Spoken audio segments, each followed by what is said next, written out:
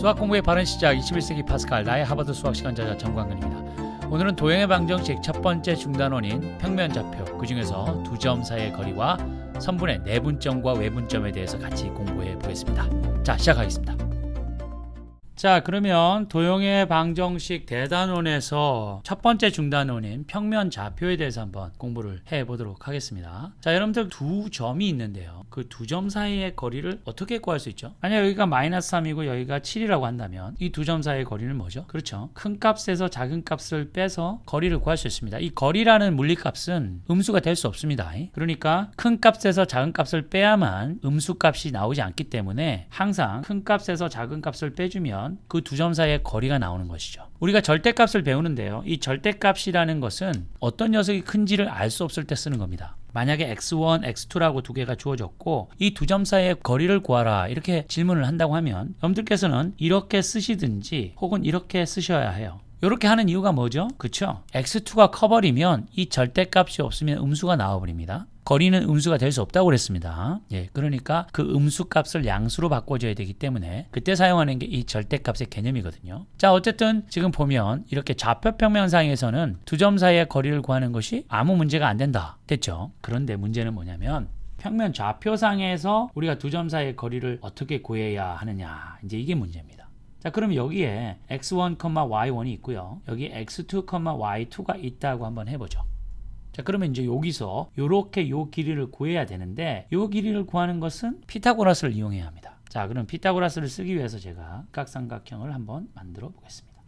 제가 여러분의 이해를 돕기 위해서 여기다가 실제 이해가 될 수 있는 좌표를 하나 써볼게요. 뭐 이게 1,3이고요. 여기가 뭐 3,7이라고 해볼까요?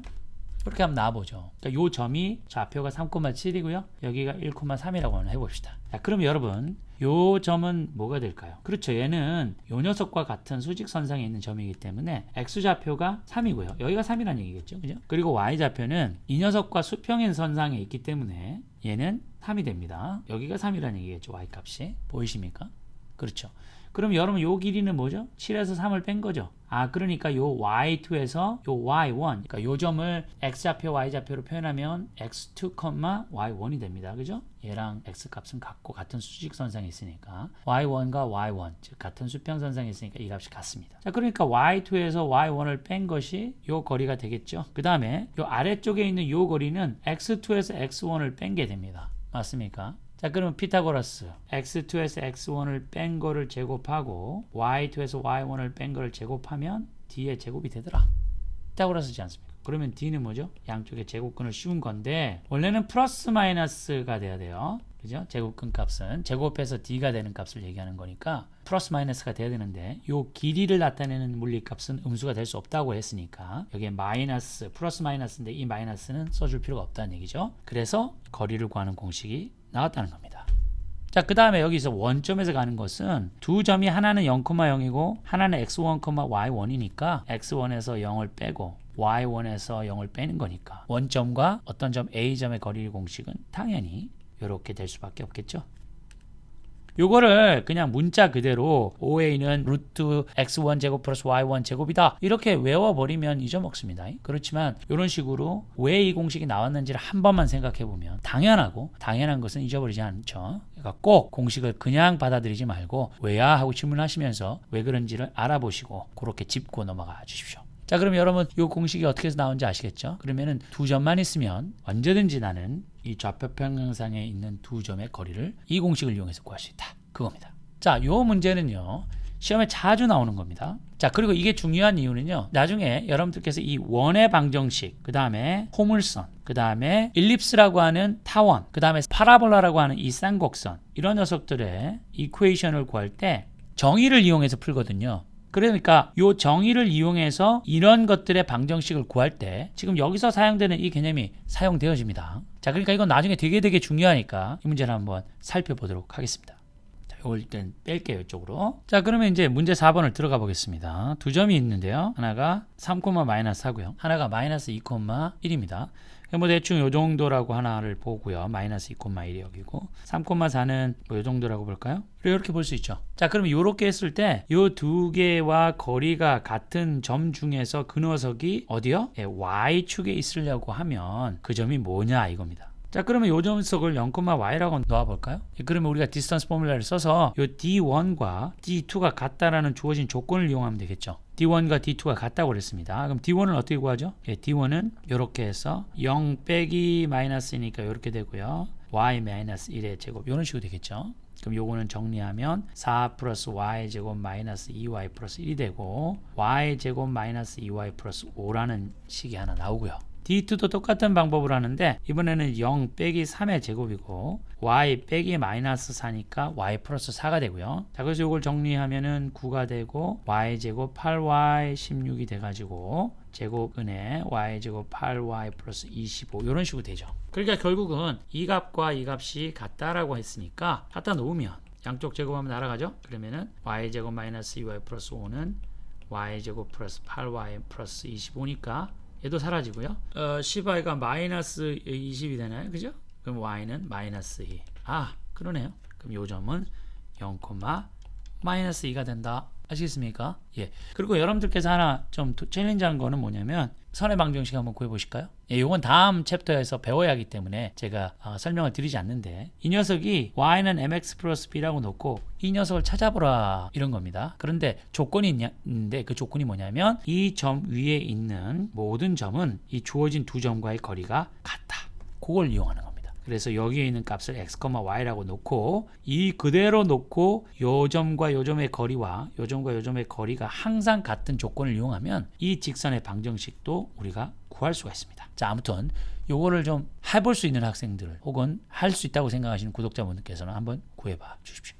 자, 수직선 위에 선분의 내분점 이렇게 되어 있는데요. 예, 여러분들 지금 수직선상이 이렇게 있다고 했을 때 가령 예를 들어서 여기가 3이고 여기가 12라고 한번 해볼게요. 그러면 요거를 2대1로 나누는 건 뭐죠? 그렇죠. 이게 3, 6, 9니까 2대1로 나누는 포인트는 여기가 됩니다. 그러니까 우리가 찾는 건 뭐냐면요. 여기 3에서부터 시작해서 12까지를 2대1로 나누는 점이 어디냐? 즉, 이 9를 찾아라 이 말이에요. 그게 내분점이거든요. 그죠? 자, 그럼 여러분들 한번 생각해 봅시다. 공식화라는 거는 이렇게 양쪽 끝점이 3과 12뿐만 아니라 어떤 점이 돼도 이 포뮬라를 이용하면 우리가 그거를 m 대 n으로 꼭 이게 또 3대 1일 수도 있고 4대 1일 수도 있고 뭐 3대 2일 수도 있고 이게 무엇이든 상관없이 일반적으로 우리가 이거를 즉 양쪽 끝점을 m 대 n으로 나누는 요 값을 우리가 구할 수 있으려면 요걸 이용하면 된다는 거죠. 자, 그럼 요걸 한번 보죠. 어떻게 해서 요 포뮬라가 나왔는지 한번 보겠습니다.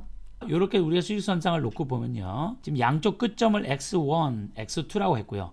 우리가 찾는 즉 m 대 n으로 나누는 내분점을 그냥 x라고 놨습니다. 그럼 여러분 요거 길이가 x 빼기 x1이라는 걸 아시겠죠? 요건 x2에서 x를 빼야 되는 것인 줄 아시겠죠? 왜냐하면 오른쪽에 있는 게 큰 값이니까. 자, 이렇게 우리가 나왔습니다. 그러면 x-x1 대 x2-x1이 뭐가 된다고요? 그렇죠? m 대 n이 돼야 된다 이 말이죠. 근데 우리는 지금 요 점을 찾으려고 하는 겁니다. 그러면 x는 하고 얘를 갖다가 다시 식을 바꿔줘야 되겠죠. 예, 그러면 그냥 결과가 나와 버립니다. 자, 그러면 요 비례식 안에 계산하는 방법 아시죠? 이렇게 되고요. 이렇게 되지 않습니까? 그죠? 그럼 여기서 이거를 정리했으면 mx2 mx nx-nx1 이렇게 되죠. 자, 그러면 x를 아이솔레이트를 시켜야 되니까 제가 이렇게 한번 써보겠습니다. 보이시나요? 그죠? 예, 그러면 여기서 x를 뽑아내면 이렇게 쓸 수 있고요. 여기는 mx2, nx1 이렇게 그대로 되죠. 그럼 x는 뭔가요? 그렇죠. mx2 플러스 nx1 over n 플러스 n이 됩니다.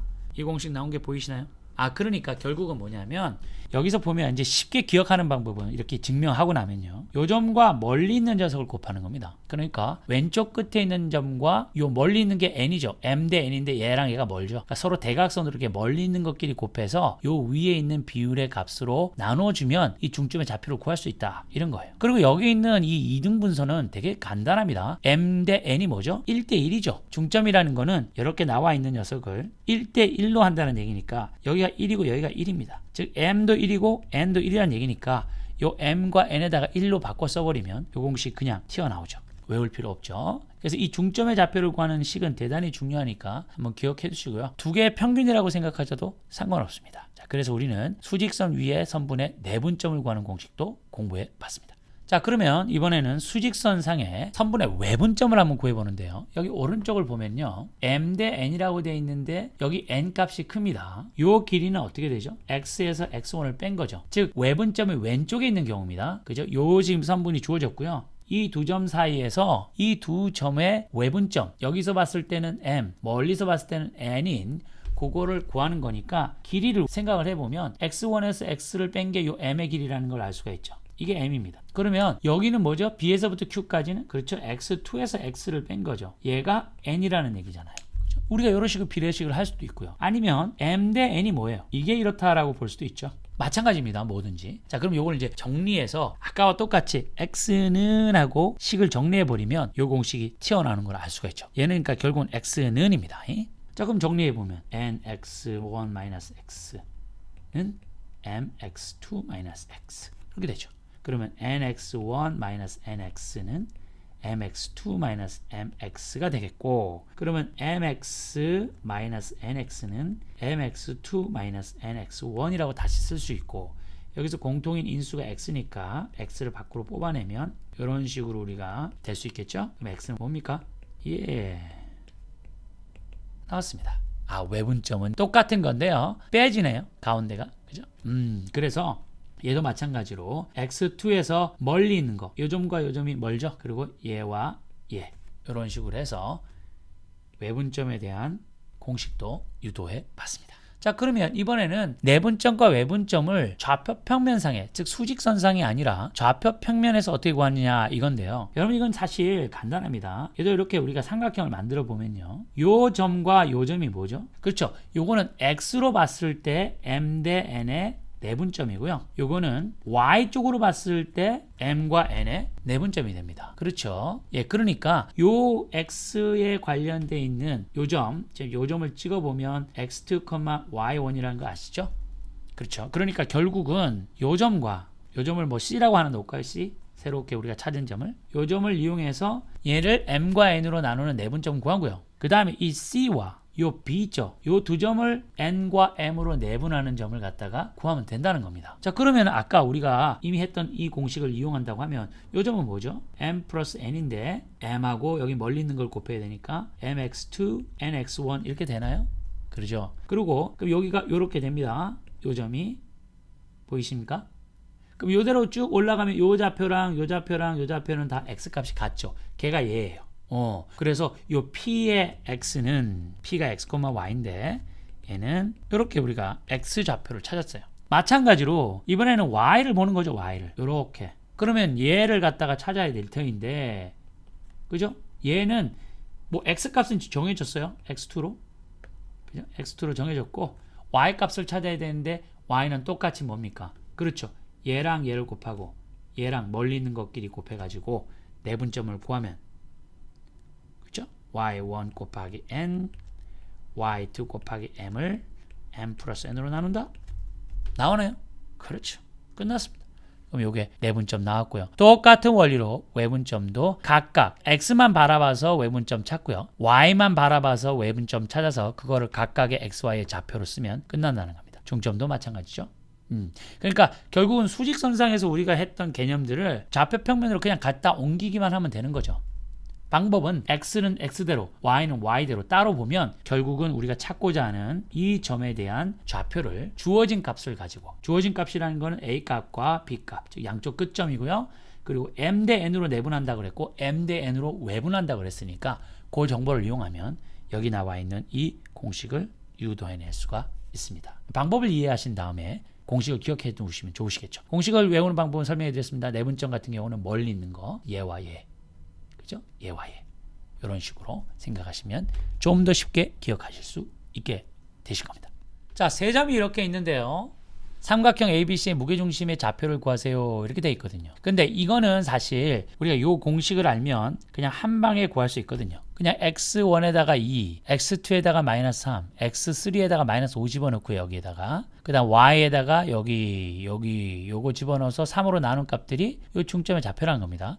자, 여러분들께서 건물을 짓는데 건물의 모양이 삼각형일 수 있죠. 그런데 이 건물을 지을 때 이 건물의 중심이 어딘지를 아는 건 되게 중요합니다. 더더군다나 이 무게 중심을 알아야 그 건물을 위로 올릴 때 그 건물의 중심, 무게의 중심을 구하는 건 대단히 중요하거든요. 그래서 우리가 그렇게 생각한다고 하면 이 점을 아는 것은 상당히 필요하겠죠. 그죠? 예. 그러면은 기하만 사용하면, 즉 도형의 방정식에서 기하와 대수를 합치지 않고 기하를 사용하면 우리가 어떻게 해야 됩니까? 그렇습니다. 이 꼭지점에서 앞에 있는 중점 있죠. 여기까지 선을 긋고요. 또 다른 한 꼭지점에서 또 마주보고 있는 변에서의 중점에 또 직선을 그어서 세 개가 만나는 이 한 점이 또 이 꼭지점에서 이렇게 하면 결국은 얘는 뭡니까? 세 개의 중선이 만나는 교점이 이 중점이라고 했죠. 무게중심이라고 했죠. 그죠? 센트로이드. 그러니까 이렇게 우리가 작도법을 해서 구해야 되는데 그렇게 하는 것이 기하학적인 접근이라면 도형의 방정식, 즉 대수적인 방법으로 구하면 결국 우리가 이 공식을 유도해냈다고 가정하면 거기에다가 이 좌표의 값들만 집어넣으면 그냥 이 중점의 좌표가 나온다는 겁니다. 자, 여러분들 제가 지금 여기 써놓은 것들을 한번 살펴보시면 금방 알 수가 있는데요. m의 값을 먼저 찾은 거예요. 이 m은 b와 C의 중점인데 x2 플러스 x3 over 2고요. y2 플러스 y3 over 2라는 게 이 m의 좌표라는 걸 알 수가 있습니다. 결국은 이 점과 이 점, 이게 m인데요. 얘를 뭐 하는 겁니까? 2대1로 내분하는 것이죠. 그럼 이 점을 갖다가 우리가 x, y라고 놓으면요. 이 x, y라는 녀석은 m 대 n, 2대 1, 그리고 2랑 멀리 있는 거, 그러네요. 그러면 이 녀석하고 요거 두 개 곱하고요. 그 다음에 1에다가 뭘 곱합니까? x1을 곱하면 되네, 그죠? 예, 그렇죠? 그리고 y 좌표는 뭡니까? 2 플러스는 똑같고 2에다가 y를 곱해야 되는데 y2 플러스 y3 over 2고요. 그 다음 1 곱하기 y1이 되나요? 그죠? 그럼 이거 정리하면 뭡니까 이게? 그러네, 그죠?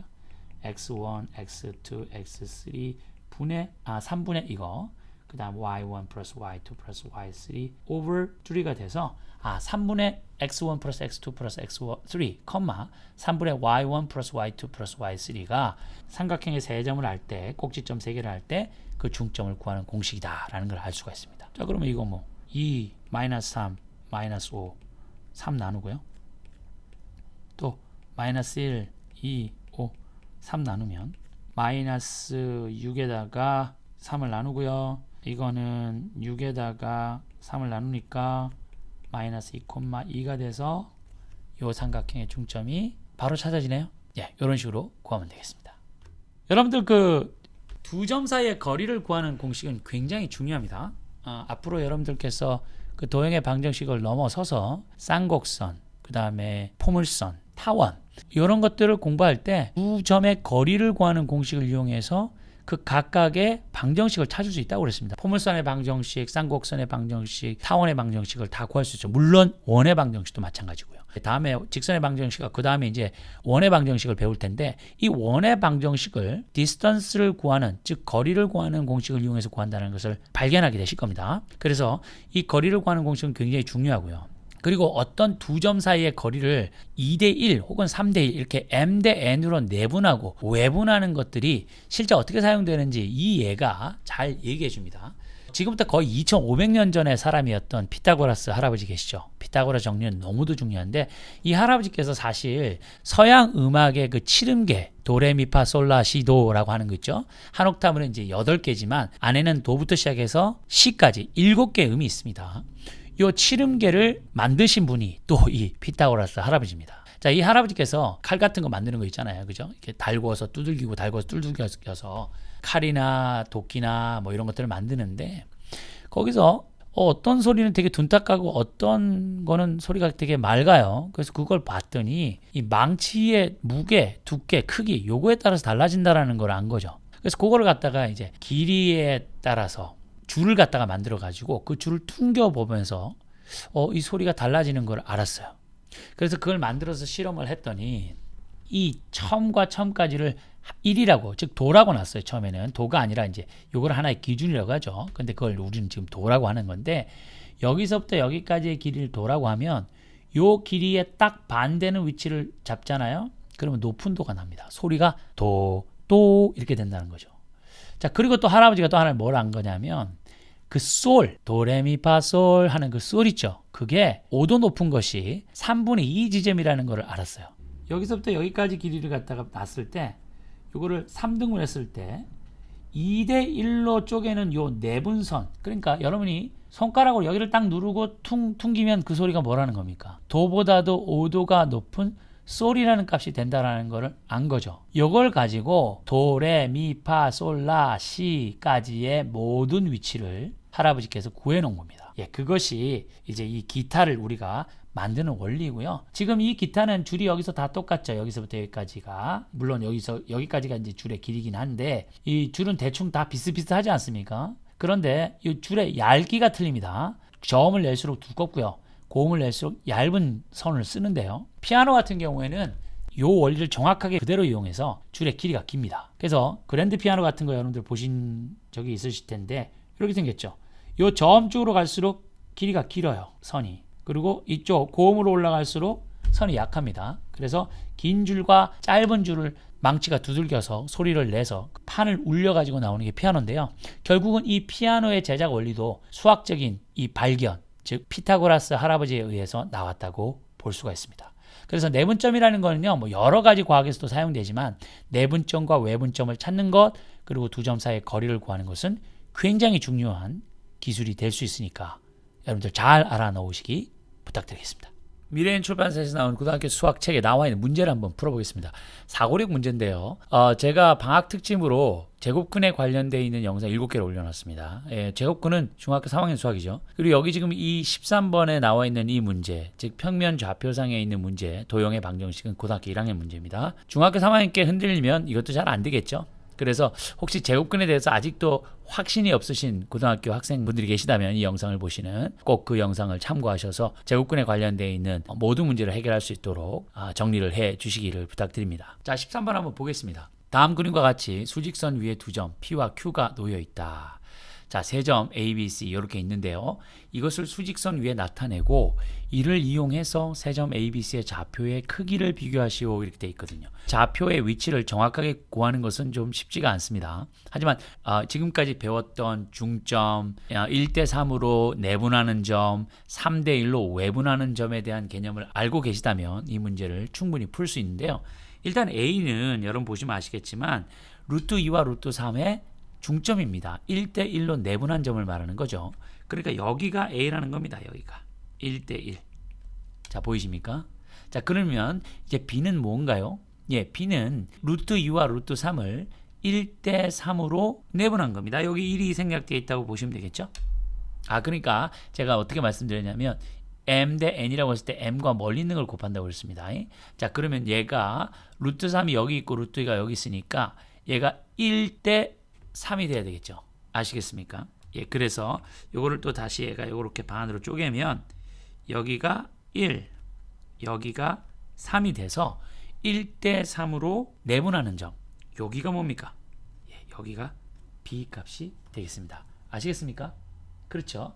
예, 그 다음에 마지막 C인데요. C는 루트 2와 루트 3을 외분하는 겁니다. 자, 여러분 요렇게 저희가 공식이 왜 이렇게 되는지를 한번 확인했지요. 예, 그러니까 m 대 n으로 외분하는데 결국은 x2, 즉 여기서 볼 때 이렇게 돼야 된다는 걸 아실 수 있으셔야 합니다. 자, 여기가 결국은 이 C인데요. 요렇게가 뭡니까? 3이고요. 요렇게가 1인 형태입니다. 자, 보이십니까? 예, 그래서 여기가 3대 1로 외분한 C점이 되겠습니다. 보이세요? 그렇죠. 예, 그렇게 지금 되어 있는 상태니까 여러분들께서 A, B, C를 다 찾으셨고요. 그러면 우리가 대소관계를 비교해 보면 P가 제일 작고요. 그 다음에 B가 있네, 그죠? 그 다음에 A가 있고요. 그 다음에 Q고 C, 이런 순서로 수직선상에 표현할 수 있겠습니다. 네, 지금까지 도형의 방정식 첫 번째 중단원 평면 좌표 살펴봤습니다. 두 점의 거리를 구하는 공식부터 내분점, 외분점, 그리고 중점을 구하는 것까지 쭉 살펴보았고요. 마지막으로 사고력 문제를 가지고 이 중점, 내분점, 외분점을 가지고 값들의 크기를 비교하는 문제를 살펴보았습니다. 많은 도움이 되셨으면 좋겠고요. 직선의 방정식 영상으로 다시 찾아뵙겠습니다. 시청해주셔서 감사합니다.